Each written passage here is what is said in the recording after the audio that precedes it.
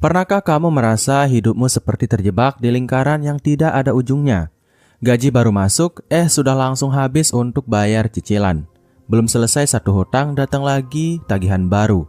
Rasanya menabung hanyalah mimpi indah yang tidak mungkin bisa tercapai. Dan mungkin kamu pernah berpikir, kalau aku masih punya hutang, mana mungkin bisa nabung? Pertanyaan ini wajar banget, karena mayoritas orang memang merasa menabung hanya untuk mereka yang sudah bebas hutang. Tapi bagaimana kalau saya bilang, justru ketika kamu punya hutang, menabung itu harus dilakukan. Coba bayangkan begini, ada dua orang dengan kondisi keuangan yang sama-sama punya hutang. Yang satu memilih hanya fokus bayar hutang tanpa menyisihkan sepeser pun. Sementara yang lain tetap menyisihkan sedikit untuk tabungan darurat. Setelah 2 tahun, siapa yang lebih siap menghadapi musibah mendadak? Entah itu sakit, kehilangan pekerjaan, atau pengeluaran mendesak. Tentu saja yang kedua, karena dia punya bantalan finansial meskipun kecil. Dari sini saja kita bisa lihat bahwa menabung saat terlilit hutang bukan soal mampu atau tidak mampu, tapi soal strategi dan mindset. Nah, dalam video kali ini saya akan membahas secara tuntas bagaimana caranya menabung saat kamu masih terlilit hutang. Kita akan bahas apa yang harus dilakukan dulu, kenapa penting banget tetap menabung, strategi konkret yang bisa langsung kamu praktikkan, sampai contoh nyata supaya kamu tidak cuma dapat teori kosong.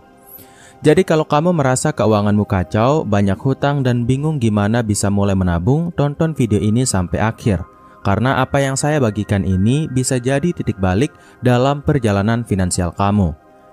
Kalau kita bicara soal menabung di tengah hutang, hal pertama yang harus dipahami adalah ini, yaitu menabung bukan soal jumlah besar, tapi soal kebiasaan. Banyak orang yang menunggu sampai keuangannya longgar baru mulai menabung. Padahal kenyataannya kalau kita tidak membiasakan diri menyisihkan dari yang kecil, ketika punya uang yang lebih besar pun biasanya tetap akan habis. Jadi kuncinya bukan menunggu kondisi ideal, tapi melatih diri dari kondisi sekarang. Sekarang apa sih langkah pertama yang harus dilakukan? Jawabannya sederhana, yaitu kenali dulu kondisi keuanganmu. Saya sering pakai istilah MRI keuangan. Maksudnya kamu perlu memindai, men-scan sejujur-jujurnya berapa hutangmu, berapa pendapatanmu, dan kemana saja larinya uang setiap bulan. Tanpa data yang jelas, menabung itu hanya akan jadi wacana. Banyak orang mengaku tidak bisa menabung, padahal ketika dicatat ternyata pengeluaran kecil-kecil seperti nongkrong, jajan online, atau langganan yang tidak kepakai itu yang menguras habis. Jadi mulai dari langkah pertama, yaitu catat semua aliran uang, tanpa terkecuali. Lalu mengapa ini penting? Karena dari data itulah kamu bisa tahu di mana ruang untuk menabung. Katakanlah penghasilanmu 3 juta rupiah per bulan.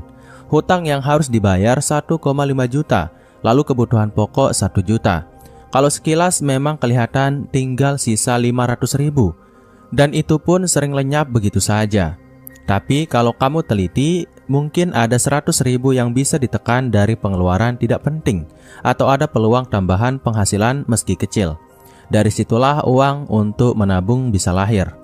Sekarang pertanyaannya, bagaimana cara menabung kalau uangmu mepet? Jawabannya adalah dengan konsep menabung sebelum membayar orang lain. Ini agak kontraintuitif, karena biasanya orang berpikir harus bayar hutang dulu, baru menabung. Tapi coba bayangkan, kalau kamu bayar hutang, bayar semua kebutuhan, lalu baru berharap ada sisa untuk ditabung, hasilnya hampir selalu mustahil. Tapi kalau dari awal kamu sudah sisihkan, meskipun hanya 2-5% dari penghasilan, lama-lama itu jadi kebiasaan dan terkumpul. Misalnya dari gaji 3 juta, kamu paksa sisihkan 50 ribu saja setiap kali gajian. Kecil, tapi dalam setahun itu sudah 600 ribu. Kalau kamu bisa naikkan jadi 100 ribu per bulan, dalam setahun jadi 1,2 juta. Itu sudah cukup untuk jadi dana darurat kecil yang bisa mencegah kamu berhutang lagi saat ada kebutuhan mendesak. Analoginya seperti menyiapkan payung. Kalau kamu keluar rumah tanpa payung, lalu hujan deras, otomatis kamu akan basah kuyup. Sama halnya dengan keuangan. Tanpa tabungan, setiap ada masalah, kamu akan terpaksa berhutang lagi. Hutang lama belum selesai, muncul hutang baru. Itulah lingkaran setan finansial yang harus diputus. Tabungan kecil adalah payung pertama yang kamu siapkan. Ada yang mungkin bertanya, tapi bukankah lebih cepat melunasi hutang lebih baik daripada menabung kecil-kecilan? Jawabannya iya, melunasi hutang itu penting. Tapi melunasi hutang tanpa tabungan sama saja seperti membangun rumah tanpa pondasi. Begitu ada guncangan, roboh lagi. Bayangkan kamu sudah disiplin bayar hutang selama 6 bulan, tapi tiba-tiba motor rusak. Kalau nggak ada tabungan, kamu terpaksa berhutang lagi. Semua usaha tadi seperti diulang dari nol. Jadi solusi terbaik adalah kombinasi, yaitu tetap bayar hutang sesuai kewajiban, tapi juga tetap menabung meski kecil. Untuk melakukannya, ada satu strategi sederhana yang bisa langsung kamu terapkan, yaitu sistem amplop atau pembagian rekening. Setiap kali gajian, jangan biarkan uangmu mengendap di satu tempat. Langsung pecah ke dalam pos-pos tertentu. Misalnya 50.000 langsung masuk ke tabungan terpisah yang tidak ada kartu ATM-nya, lalu bayar hutang sesuai jadwal. Kemudian baru alokasikan untuk kebutuhan pokok. Dengan cara ini kamu memaksa dirimu untuk tetap menabung, karena kalau tidak dipisahkan dari awal, uang itu akan hilang tanpa jejak. Supaya lebih nyata, saya ceritakan contoh seorang karyawan dengan gaji 2,5 juta. Dia memiliki hutang cicilan motor 900.000 per bulan, ditambah pinjaman online 400.000.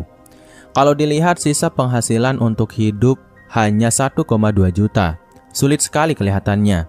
Tapi apa yang dia lakukan? Dia buat sistem 3 amplop.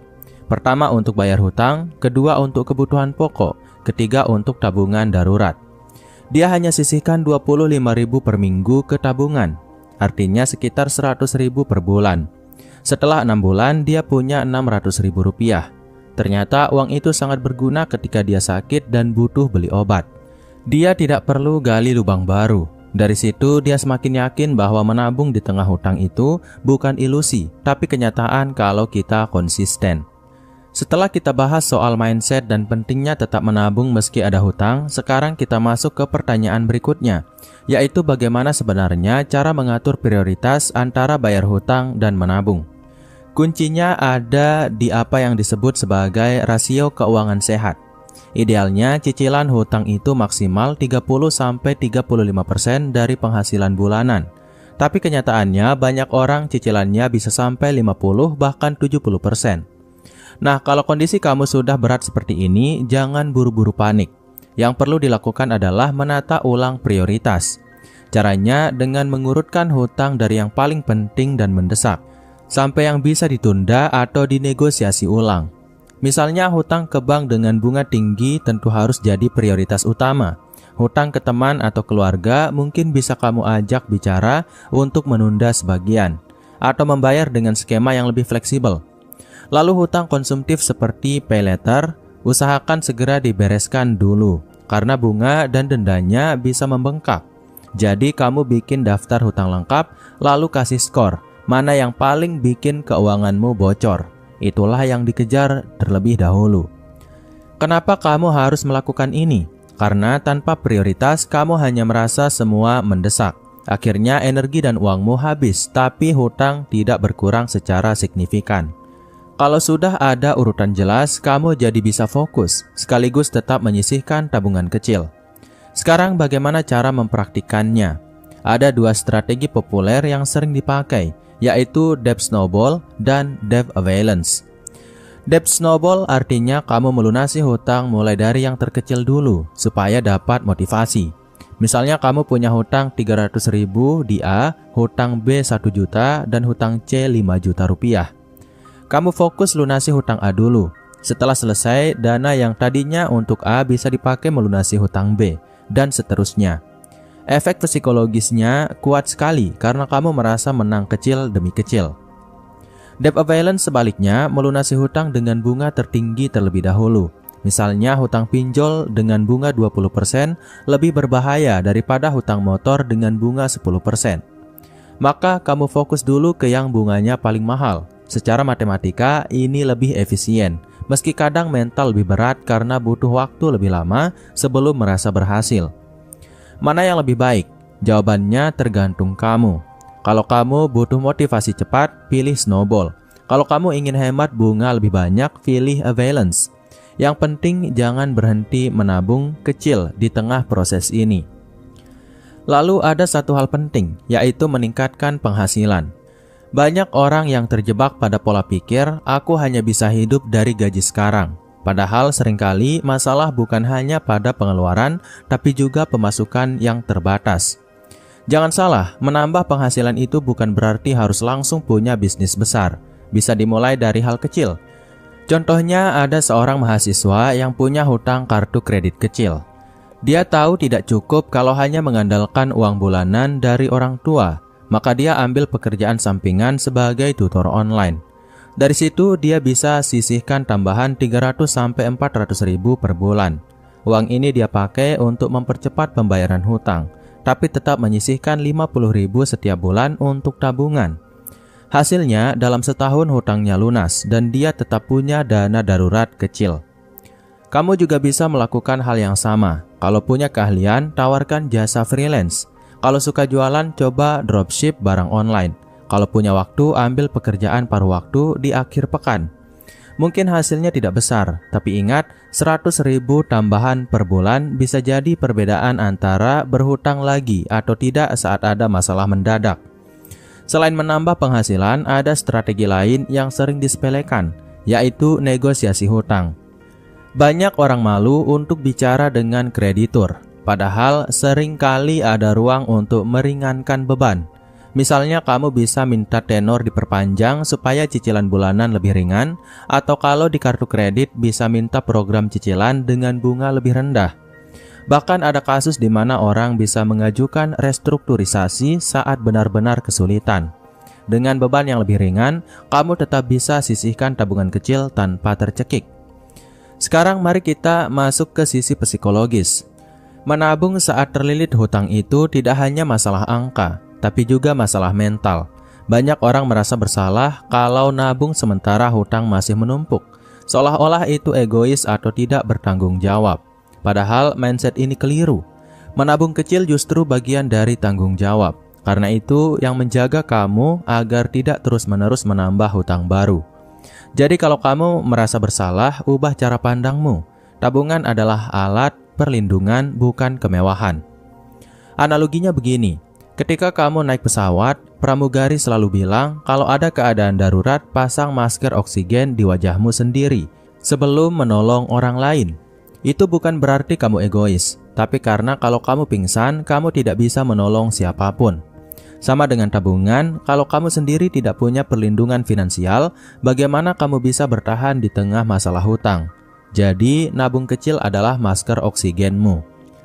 Kita semua tahu, niat awal itu biasanya kuat. Minggu pertama semangat mencatat pengeluaran, bulan pertama rajin sisihkan tabungan, tapi masuk bulan kedua atau ketiga mulai kendor. Alasannya macam-macam, ada kebutuhan mendadak, ada ajakan teman, ada rasa malas. Itulah kenapa banyak orang gagal menabung, bukan karena tidak mampu, tapi karena tidak konsisten. Jadi bagaimana cara menjaga konsistensi? Salah satunya adalah dengan membuat sistem otomatis. Jangan biarkan tabunganmu tergantung pada mood atau ingatan. Kalau gajimu masuk lewat rekening bank, manfaatkan fitur auto debit atau transfer otomatis ke rekening tabungan setiap kali gajian. Misalnya begitu tanggal 1 gajian, langsung ada auto debit Rp50.000 masuk ke rekening terpisah. Dengan cara ini kamu tidak perlu berpikir panjang. Uang itu sudah tersisihkan duluan. Kalau tidak ada fitur auto debit, kamu bisa pakai cara manual tapi tetap disiplin. Begitu uang masuk langsung pecah jadi amplop. Ingat jangan tunggu sisa, karena kalau menunggu sisa hampir selalu tidak akan ada. Kuncinya adalah jadikan tabungan sebagai pengeluaran wajib, sama seperti bayar listrik atau bayar cicilan. Sekarang kita bahas cara membuat tabungan sulit untuk diganggu. Banyak orang gagal menabung karena tabungan dan uang belanja bercampur. Akhirnya, ketika kepepet ingin jajan atau ikut promo belanja online, tabungan langsung terpakai. Solusinya, pisahkan tabungan di rekening berbeda. Bahkan lebih bagus kalau tanpa kartu ATM. Jadi kalau ingin mengambil harus lewat transfer, dan itu memberi jeda untuk berpikir benar-benar perlu atau hanya keinginan sesaat. Jeda ini seringkali menyelamatkan tabunganmu. Selain itu penting juga untuk punya tujuan yang jelas. Tabungan tanpa tujuan sering terasa membosankan. Kamu jadi mudah tergoda untuk memakainya. Tapi kalau kamu sudah kasih label, misalnya dana darurat atau dana bebas hutang, setiap kali kamu ingin ambil, kamu akan ingat tujuan besarnya. Ada rasa bersalah kalau kamu merusaknya. Tujuan memberi motivasi karena kamu tidak hanya menabung angka, tapi juga mimpi dan keamanan masa depan. Mari saya kasih contoh nyata tentang konsistensi. Ada seorang karyawan dengan gaji 3,5 juta rupiah per bulan. Awalnya dia menabung 100 ribu rupiah per bulan, tapi sering gagal karena terpakai untuk hal-hal kecil. Akhirnya dia bikin rekening baru tanpa ATM. Setiap tanggal 1, begitu gajian, dia transfer manual 100 ribu rupiah ke sana. Setelah 6 bulan, dia berhasil mengumpulkan 600 ribu rupiah. Awalnya kecil, tapi dia merasa percaya diri karena berhasil konsisten. Kemudian tahun berikutnya, dia naikkan jadi 200 ribu rupiah per bulan. Akhirnya dalam 2 tahun, dia punya tabungan darurat 3 juta rupiah meskipun masih punya cicilan motor. Ketika motor rusak dan butuh perbaikan 1 juta rupiah, dia bisa bayar dari tabungan tanpa menambah hutang baru. Itu bukti bahwa konsistensi kecil lebih berharga daripada niat besar tanpa aksi.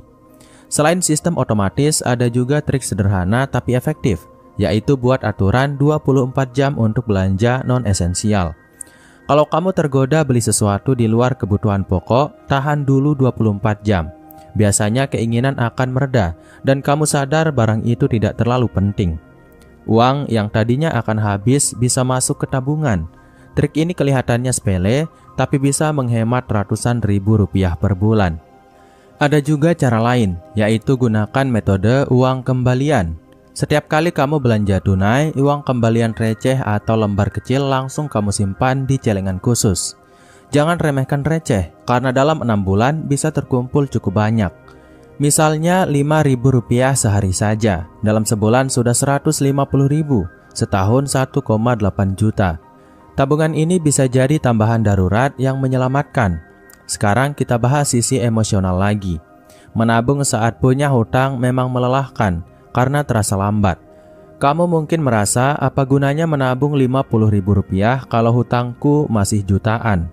Tapi disinilah kamu perlu mengubah sudut pandang. Tabungan bukan soal besar atau kecil, tapi soal melatih otot disiplin. Sama seperti olahraga, push up 5 kali per hari terlihat kecil. Tapi kalau dilakukan setahun, hasilnya luar biasa. Menabung kecil membangun kebiasaan yang suatu hari bisa menjadi pondasi keuangan besar. Untuk menjaga semangat, kamu bisa bikin progress tracker sederhana. Misalnya tempel kertas di dinding dan catat setiap kali berhasil menabung. Atau pakai aplikasi keuangan yang bisa menampilkan grafik pertumbuhan tabungan. Melihat grafik naik meskipun pelan memberi motivasi luar biasa. Karena kamu sadar setiap langkah kecil membawamu lebih dekat ke kebebasan dari hutang. Sekarang mari kita lihat contoh lain. Bayangkan ada seseorang bernama Andi. Gajinya 4 juta rupiah per bulan. Dia punya cicilan motor 1 juta rupiah, hutang kartu kredit 500 ribu, dan kebutuhan pokok 2 juta. Sisa gajinya seolah hanya 500 ribu. Kalau dia tidak disiplin, uang 500 ribu ini akan lenyap entah kemana. Tapi Andi mulai menerapkan strategi ini, yaitu setiap tanggal gajian, dia langsung sisihkan 100 ribu rupiah ke rekening tabungan darurat. Lalu 1 juta rupiah untuk cicilan motor, 500 ribu rupiah untuk kartu kredit, dan 2 juta rupiah untuk kebutuhan pokok.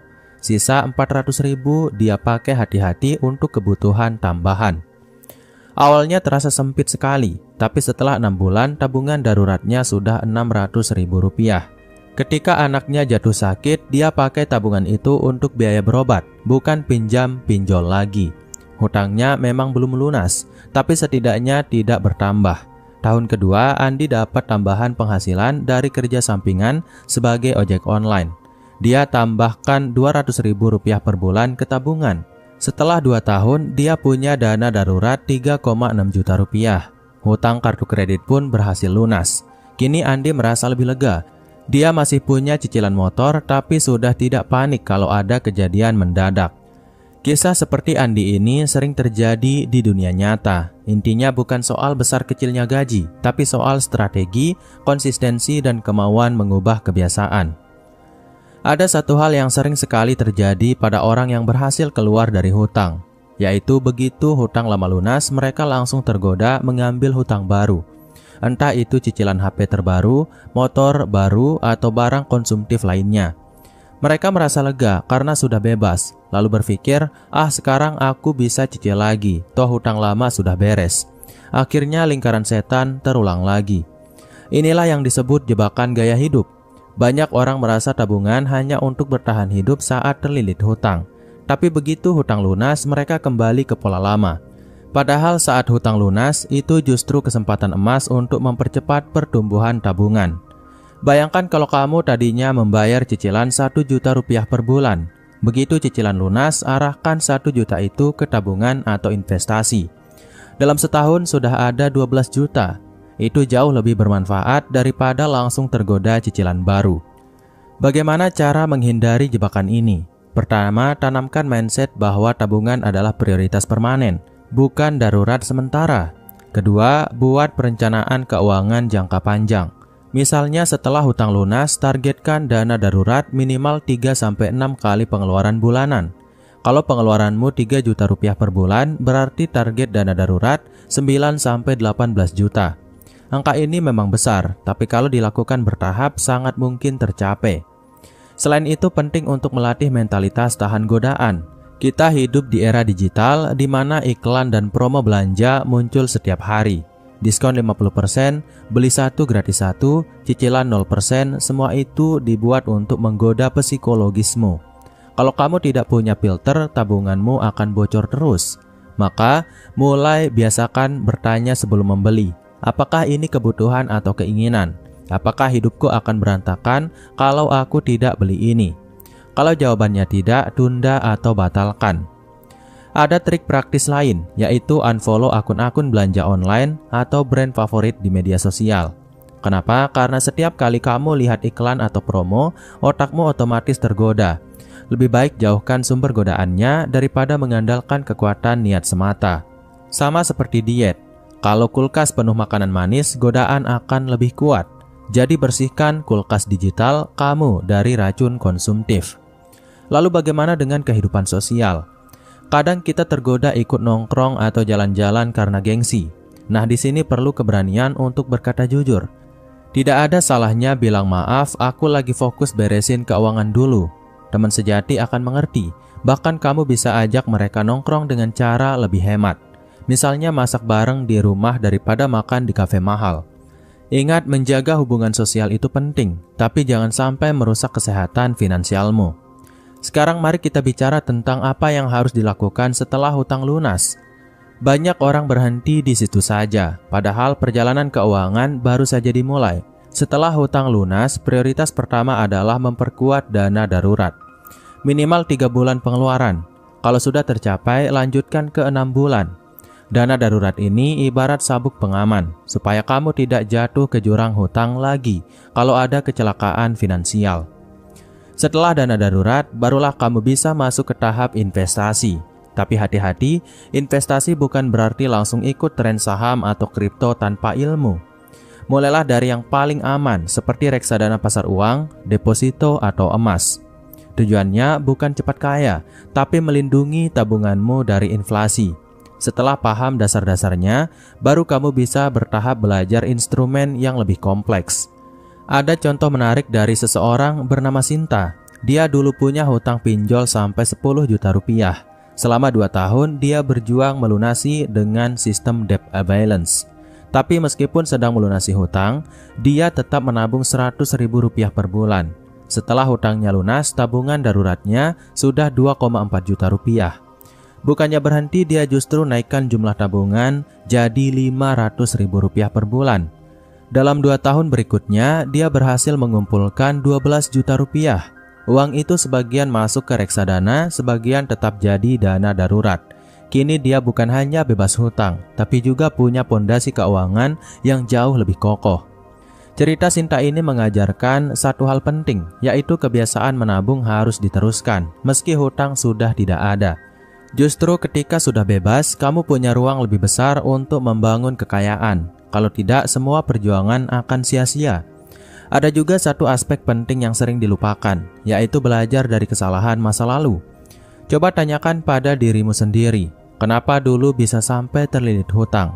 Apakah karena konsumtif? Apakah karena tidak punya dana darurat? Atau karena ikut-ikutan gaya hidup orang lain? Menyadari penyebab ini penting, supaya kamu tidak mengulang pola yang sama. Hutang bisa jadi guru yang keras, tapi kalau kamu ambil pelajaran, itu bisa jadi pengalaman yang mahal nilainya. Dan terakhir, jangan lupa untuk memberi hadiah kecil pada dirimu. Mengatur keuangan itu melelahkan, apalagi kalau harus menabung di tengah hutang. Jadi setelah mencapai milestone tertentu, seperti lunas hutang pertama atau berhasil mengumpulkan dana darurat 1 juta, beri hadiah kecil. Bukan hadiah yang bikin hutang lagi, tapi hal sederhana seperti makan enak, beli buku favorit, atau jalan-jalan murah. Hadiah ini menjaga semangatmu tetap hidup, karena kalau terlalu kaku, kamu bisa cepat lelah dan menyerah di tengah jalan. Kalau kita tarik nafas dan melihat perjalanan panjang yang sudah kita bahas tadi, ada satu hal penting yang bisa kita simpulkan, yaitu menabung saat terlilit hutang bukan soal mampu atau tidak mampu, tapi soal strategi, mindset, dan konsistensi. Tidak ada orang yang benar-benar tidak bisa menabung. Yang ada hanyalah orang yang belum menemukan cara yang tepat untuk menyesuaikan kondisi keuangannya.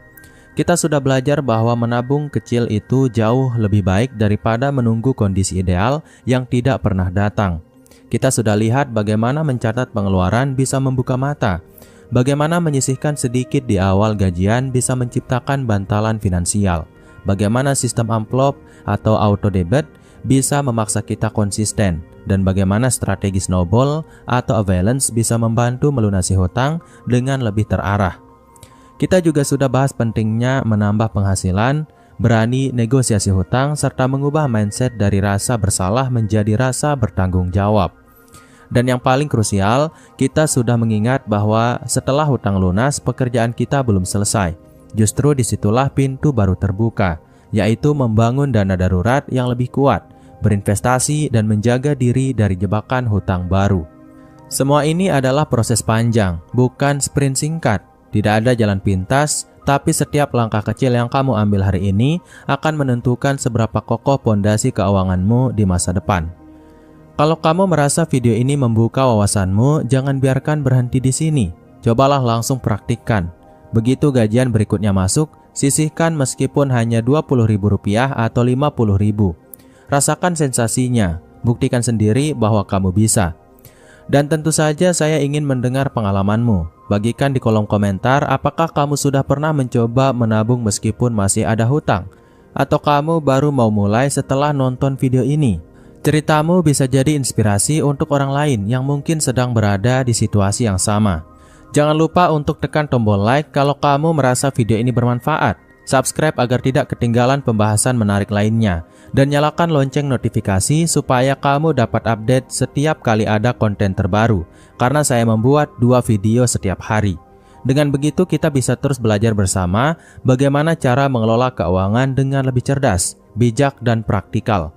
Akhir kata, ingat baik-baik, hutang itu bisa jadi beban tapi juga bisa jadi guru. Dan tabungan kecilmu hari ini adalah kunci untuk membuka pintu menuju kebebasan finansialmu esok hari. Jadi jangan tunggu lagi, mulailah sekarang juga. Dan mungkin itu dulu untuk video kali ini, semoga bermanfaat. Sekian, wassalam.